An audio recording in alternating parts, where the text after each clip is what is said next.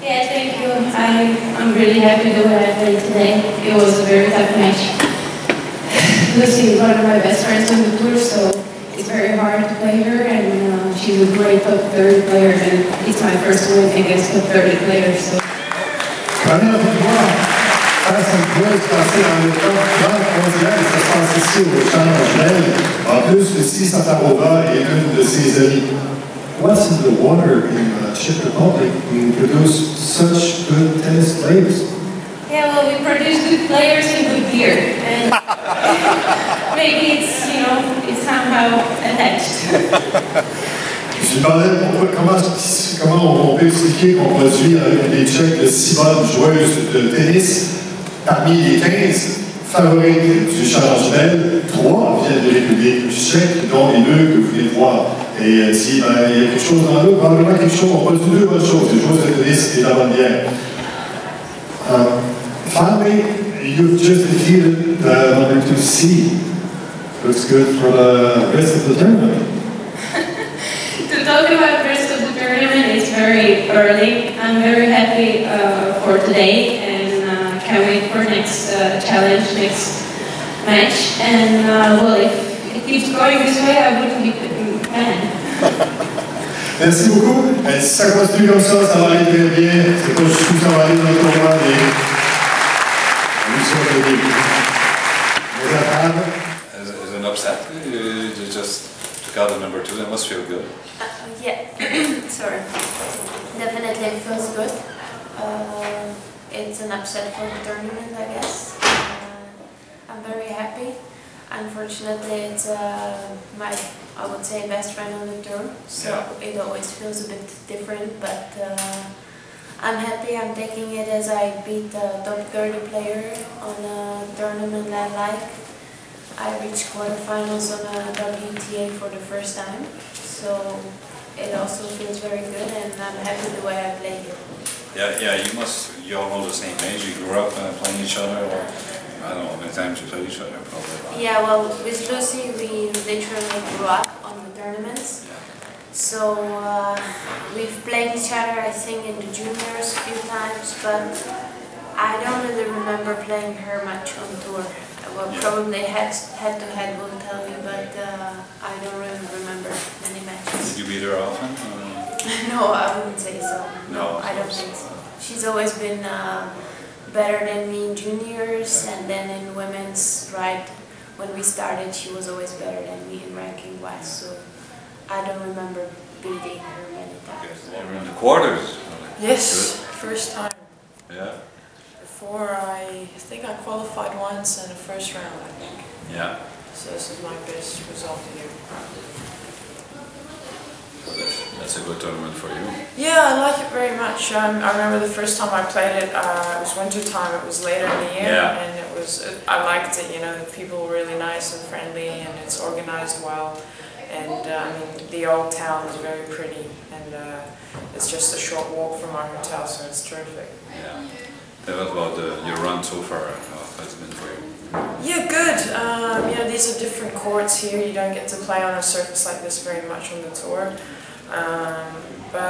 You know, first round was tough as well, a 3-setter, and today against Falcone was again tough. But you know, you get used to the course, the conditions, the lights.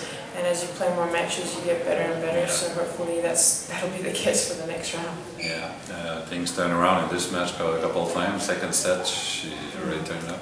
What happened? How did it happen? The first turn around, and then the third set, you managed to get back. I think in the second set she picked it up a bit, and I wasn't dictating as much as I would like to, and you know, she was picking up on a lot of my strokes and getting a lot of balls back. And you know, especially on a fast indoor court, things can turn around pretty quickly. But I just knew if I kept at it and kept hitting the ball well and deep, and you know, I knew I'd have a shot to regain my control, and I did that in the third set. Yeah. So you feel now the next one is going to be a tough one, either Zink or Tukova. Yes. You played those girls? Yeah, I actually played both this year. I played Daniela in Birmingham on the grass, no sorry, Wimbledon on the grass, lost in the second round. And I played Melinda Melinda in Nottingham. It was grass, but it was raining, and we played indoors, and I lost a close match there as well. Yeah. No, I mean they're both very good players, and Melinda I think has won this one before, and she hits a great ball, and of course Daniela is a top player as well. So it'd be I'd like to see that match as well. Yeah, there was a surface like here somewhere. It's a little different. I mean, you mean to the one in Nottingham? No, it's different. Like I said, you don't get to see this kind of surface a lot, and I think here is faster. I think a very close match. You had your chances. What do you think? Yeah, you just summarized it. It was a very close match, and I had my chances, and I didn't use them. It's very hard to win a match on the fastest surface on the planet if you don't win your serve. So it's just I have to take care of my serve, and the opportunities to break her did come and would have come, but it's just first serve percentage I think was very low. I don't know the number, but I would say it was below 50%. And winning on the first serve is not enough, and it's just against a